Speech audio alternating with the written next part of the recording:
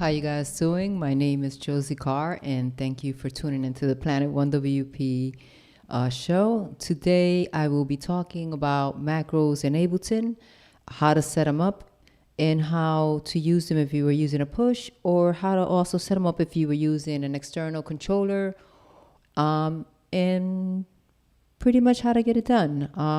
Again, this is my fourth podcast or episode, and I'm always looking for feedback, want to make it better.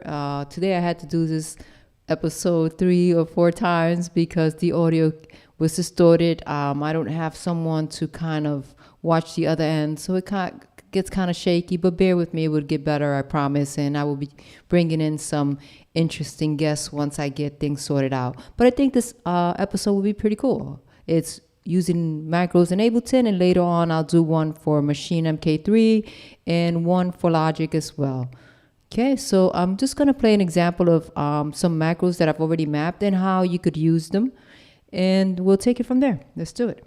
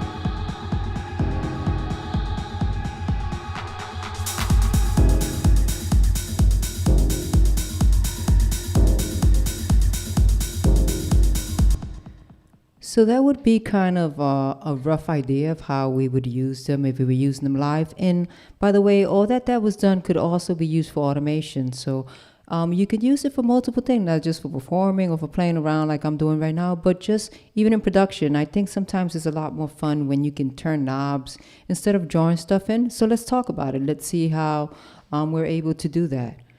So here, I'm going to share my screen with you guys, and the joke around here is that every time I say we are going to write in the chat, cut it out or something to just make me stop saying and that is something I definitely need to work out. It's out of control. Cool. So here we are. We have a track here that I've created, a group, where I put all the music under this group. All the tracks there are inside this group, and on that group is where I've added audio effect racks with the map macros. Okay, so you could do it on a single track. It doesn't have to be on a group track, but for this example I just felt it was easier just to put all the tracks together on the one group, so when I did add the filtering and the delay, you guys can really hear it at the example. So here you guys can see that I have an audio effect rack, and inside there I have an EQ8, I have a reverb, and I have a echo delay, which was what you were hearing when I was playing around.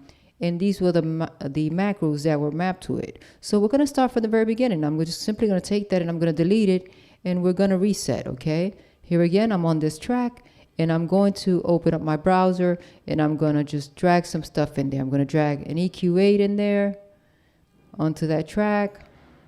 Let's close this out. Let's put it up here. Oops, sorry. Okay, let's do that. Hello. I'm sorry. Let me go to my audio effects, no presets.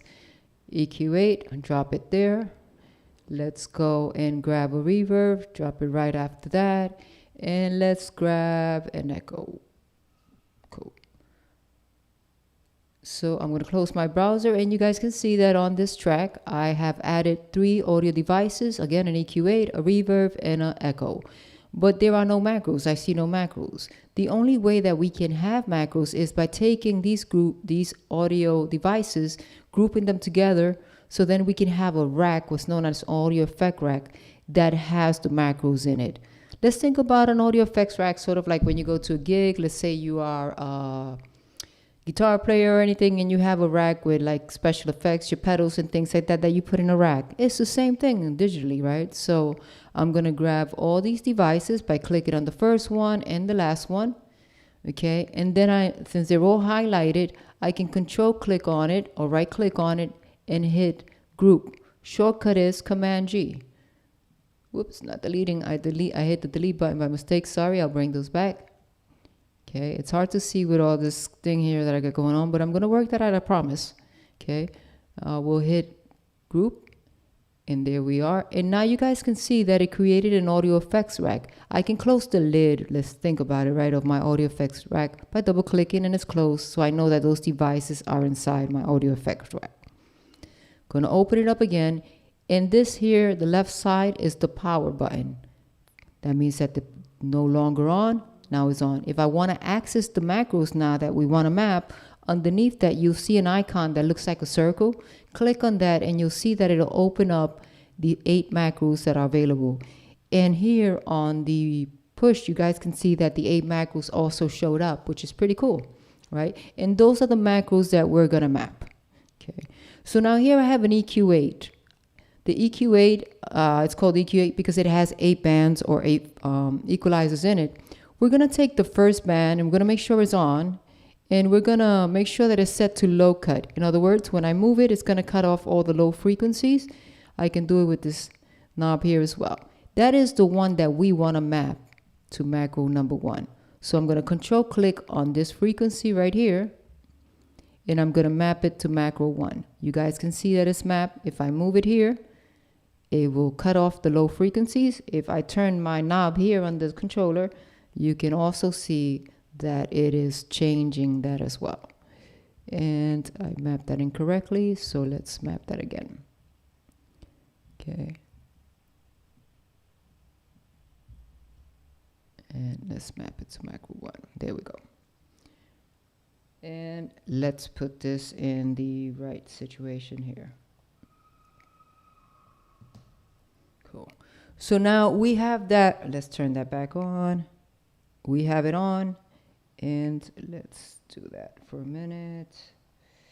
Let's take a look at that. And what I want to do here is I want to lock this here for a minute.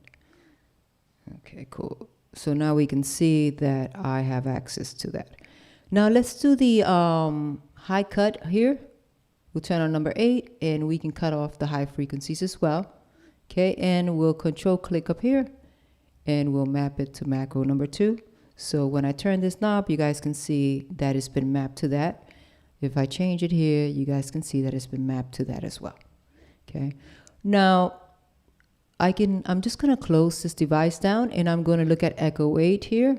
And I want to map this dry wet here to macro number 1 as well. Actually, you know what? Let's do it to macro number 2 instead. So I'm going to right click on that and I'm going to say map to macro or frequency 8 and map it on there. So now this one is controlling two things. It is controlling the dry wet here, and it is controlling the high cut as well. Okay, and I'm going to close this reverb to get it out of the way so you guys can see that there is a green dot on there. There's a green dot on there, and watch what happens when I move them. They're both being affected. Okay, and I do it up here and you guys can see it. So essentially you can map one macro to multiple parameters and devices, right? So that's why it's always good to name stuff. So I'm going to right click and rename it, or shortcut Command R. And this one I'm going to call high cut because it's cutting off the high frequencies. And I'm also going to call it delay dry wet, so I know what it is. Okay, and the first one was cutting off the low end, right? It was a low cut. Why don't we map that as well to the reverb, right? So essentially, when we start to cut off the low end, it starts to bring up the reverb up here. Okay, so I'm going to go to the dry wet of the reverb. I'm going to control click on it and map it to the first knob. Okay, so now when I turn that knob, you guys can see that it is affecting the dry wet here, the reverb, how loud we're going to hear the reverb, and when it gets cut off. And I'm going to name that one as well. I'm going to click on it. I'm going to hit shortcut Command R, and I'm going to enter low cut because it's cutting off the low frequencies, and reverb dry wet. Okay, cool. I also had an echo, right? We had an echo here. And we assigned the echo there. So we're pretty good. We're looking good. Okay, let's have a listen to see how that worked out. Okay. First, I'm going to turn this one off. Okay. And let's find a section of a song that has maybe the vocal with, let's not get distracted with the vocal. So let's loop this section and let's play it from there.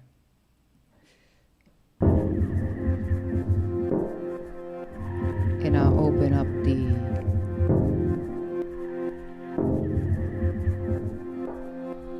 so you guys can see. Let me turn on the drums so we can actually hear them.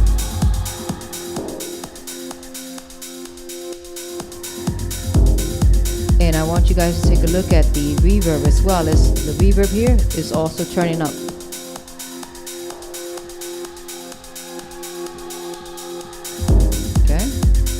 Now let's take a look at the delay echo effect that we had on it, right? And this is where this one might get a little tricky for us, but I think we should be fine.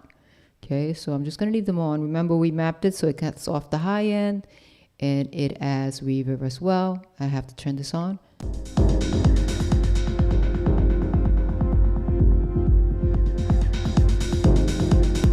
So you guys notice that when I have the highs all the way in, the delay is still going on. I want the opposite to happen. I want the delay to come on up when I cut off the high frequencies. I want the delay to come up. So I need to reverse the way that this dry wet knob is behaving. Okay? And the way that we do that is by hitting this map button here. Okay? And we're going to take a look at the delay here, dry wet. You see the minimum is 0 and 100. We're going to reverse those. We'll make this 100 so it starts at 100 and this one is 0. Okay, and we're going to close out of there. Once we've done that, we can close it. By the way, if you have your browser closed and you hit this map button, nothing is going to open up for you. So keep in mind, just open up your browser and you'll be able to see it. Okay, so I'm going to get out of there and close it out. And now I'm just going to look at this. As you guys can see that when I'm bringing down the highs, my delay is coming up. When I'm full, the delay is quiet. Let's have a listen.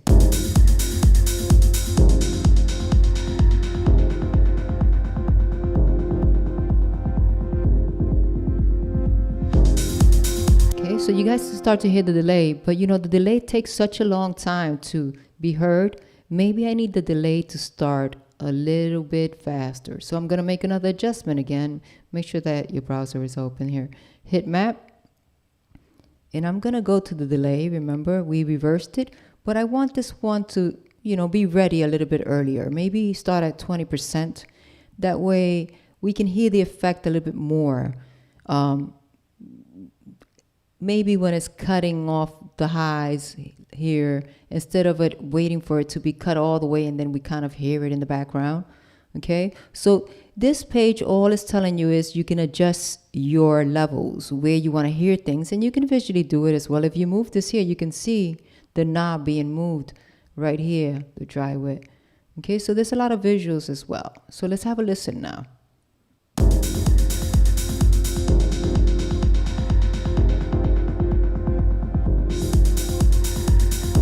It's still too much. You see, I can still hear that delay. I don't want to hear it. So I'm going to go here and I'm going to just bring it down a little bit. That's okay. Now I'm going to get out of there and I'm going to take a listen again. Okay. So now I can mess around.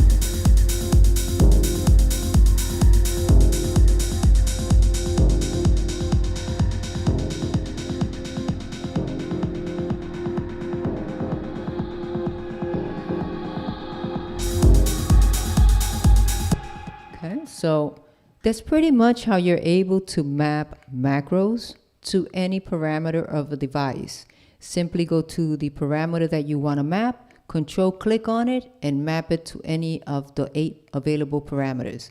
But remember, for you to have macros available, you have to create a group from your devices. And the way you do that is you add the devices to the track, and then you highlight them all, and you right click on them and group them, or use the shortcut Command G to group them.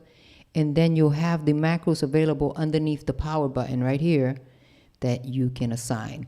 Labeling is good, and even coloring is good. You should color them is good when you're performing live, by the way, because visually, you can get used to them. I like to use the color blue on my EQs and maybe on my reverbs and stuff like that. I use yellow because just in the push controller, you can see the colors. So it's easier to connect with people. Okay. So that was all great because we were using the push controller and we can see all the macros.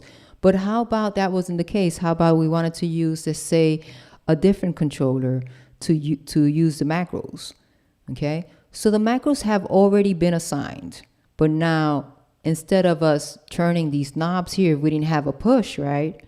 Maybe we want to use an external controller to turn those knobs. So here in this case, I'm going to use my launch control by Novation, which I really love because you can use it for additional stuff.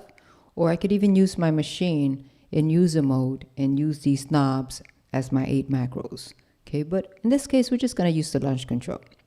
To do that, we have to tell Ableton, hey, I'm going to use an external controller to input information into Ableton. So the way that we would do that is we would go into the preferences of Ableton right here.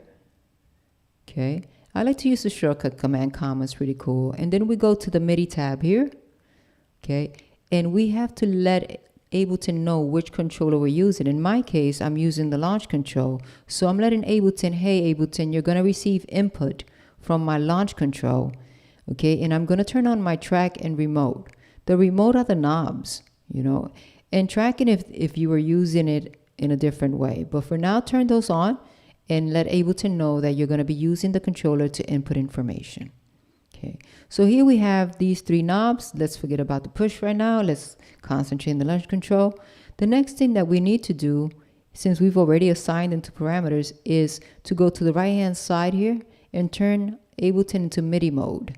That means that it will receive MIDI information from this launch control to any of these macros. So I'm going to select the first one here. I'm going to click on it, and I'm going to turn my first knob here, and you guys will see that it will add a number to it.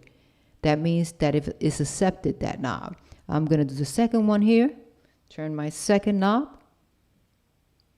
and it gives it a number. And once I've done that, I'm going to get out of MIDI mode. And you guys will see that it does the same thing the push was doing. Okay, I'll open up the reverb so you guys can see that. See that? Okay, I'll close the reverb for real estate space, and I'll turn this one, and you guys can see, and I'll play it as well.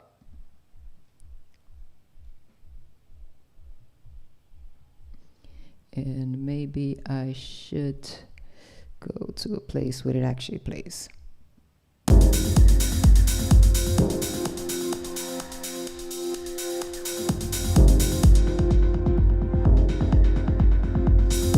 Let's put that, that's undotted. Let's put it on regular notes here for a minute.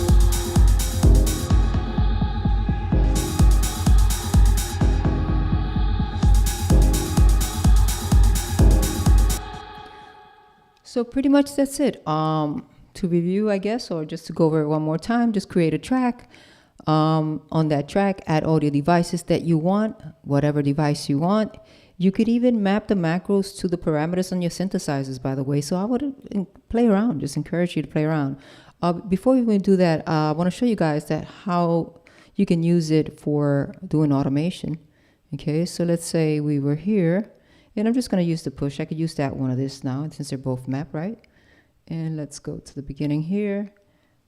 Let's mute that track, and let's automate some stuff, right? Since we've already set the macros up.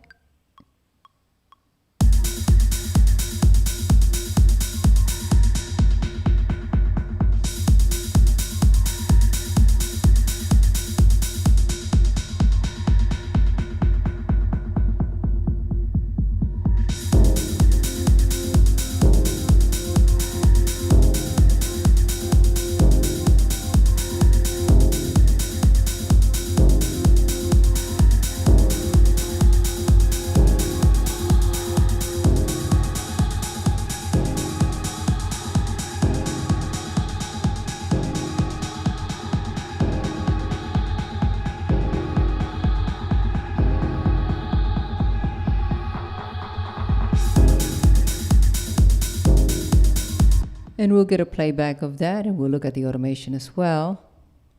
And you guys can see that a couple of parameters were mapped to that. And let's play it back. A little bit of it, at least.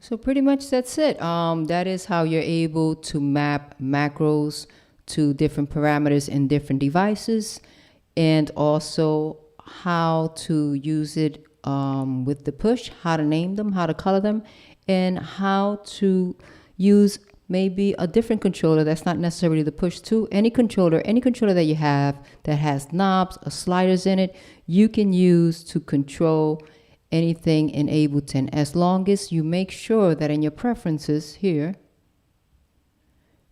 under your MIDI tab, you let it know that it will receive input. If your controller is obviously plugged into your computer properly with a USB cable or whichever way, or MIDI, then it will show up here, and then you would turn on your track and remote. Okay, quick recap. We basically used the track, and on that track we added a couple of devices to it. We grouped the devices together so they became a rack, and that rack comes with macros, and those are the 8 macros, and those are the macros that we assigned to different parameters. And then we were able, because push obviously is made by Ableton, the macros are already set up to the knobs here, so we didn't have to do a lot of work there. But when we were using an external one, we had to do an additional step, which was afterwards. We had to map the physical knobs to the macros via Midi Mode by setting it up on the right-hand side. Feel free to go back to the video and you'll see how it's done. I hope you guys enjoy the video. Again, I'm working on getting better, and I will get better, less banter and more to it. Again, thank you for watching my podcast. My name is Josie Carr, and thank you again for watching Planet1wp. Ciao.